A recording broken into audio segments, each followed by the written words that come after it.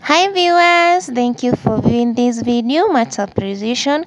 Kindly click on the subscribe button if you haven't clicked on it to give me that support, guys. Thank you once again. So guys, today I want to share with you how I made this shaggy mat. As you can see, it's beautiful, and it's a project that I've worked for the last 4 weeks. Yeah, it's 100 centimeter by 50 centimeter in size.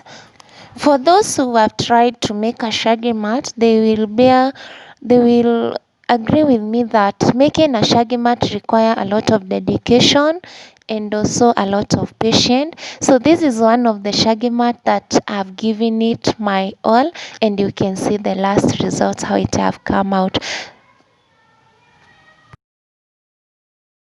So my viewers, first thing first, you need to gather the materials that you need to do your shaggy mat. And one of the primary material that you require is the mat mesh, or what they call the tripe stripe.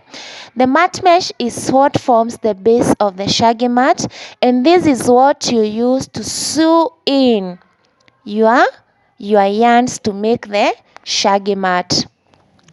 Next, you require the yarns.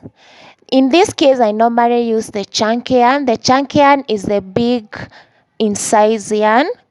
Color depending on the color of the shaggy mat and the pattern that I want to make. So once you get your yarns, you will also require scissors and sharp scissors. In this case, scissors will use them to cut the yarns. Yeah, the method that I normally use the scissors to cut the yarns to make them fluffy. You will also require a marker pen. In this case, you'll use a marker pen to make your pattern. So if you're not making any pattern, then you don't require a marker pen. The other crucial thing and the most important thing is the crochet. The crochet are in many types depending on the method that you use. In this case, I'm using this crochet that they use in salons. Yeah, the one that has a latchet. And in my video that I'll be showing you how to make a shaggy mat, you'll see why I require this kind of a crochet. So those are the materials that you need to gather depending on the pattern and also depending on what you are making. And all these materials, you will find them in almost any textile shop that you'll get into. Once I have my materials ready, the next thing that I normally do is to come up with the pattern that I want to make. And I normally do this using the marker pen. I draw the pattern that I want to make on the mat mesh.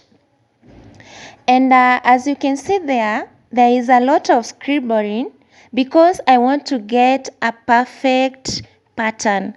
A perfect pattern is equal to a perfect shaggy mat result.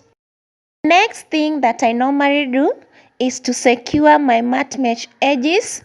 Though it is not necessary that you do this at first, but for me I prefer doing it before I start my shaggy mat. There are different methods that you can use to secure your mat edges.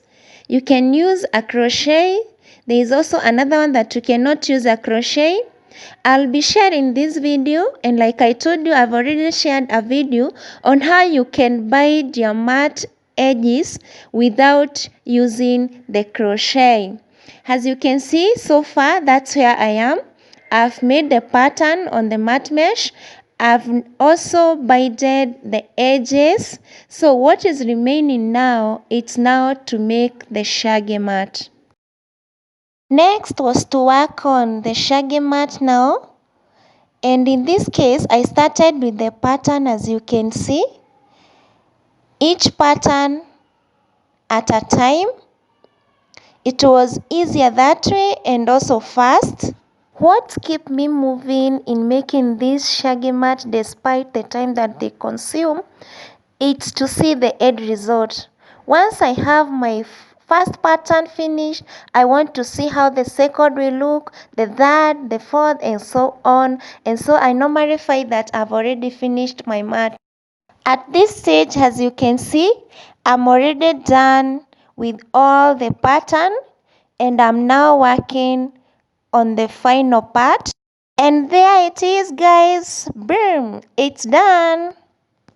At this stage, guys, one feels like a hero that you've started a project up to the last part of it. It's normally an achievement, guys. And once you see the end results, you just wanna appreciate yourself. So that's how it looks at the base. It's neat, as you can see, and also smart. You can see the edge results are always smart and beautiful. Yeah, at this stage, I added the tassels or the fringes at the end, those yarns you see at the end. Yeah, they are called tassels or the fringes. Yeah, I'll share a video with you on how you can add tassels to your shaggy mat. So look out for that video kindly. So guys, I come to the end of my video. Mat appreciation. You can see that it is possible, guys, that you can decorate your house with beautiful shaggy mats like I've shown you. Like I have promised, I'll share with you now how to do the shaggy mat. Now that I've shared with you the material, you can get the materials in any textile shop. And then we'll do the shaggy mat together with the binding as well as the tassels part of it. Thank you.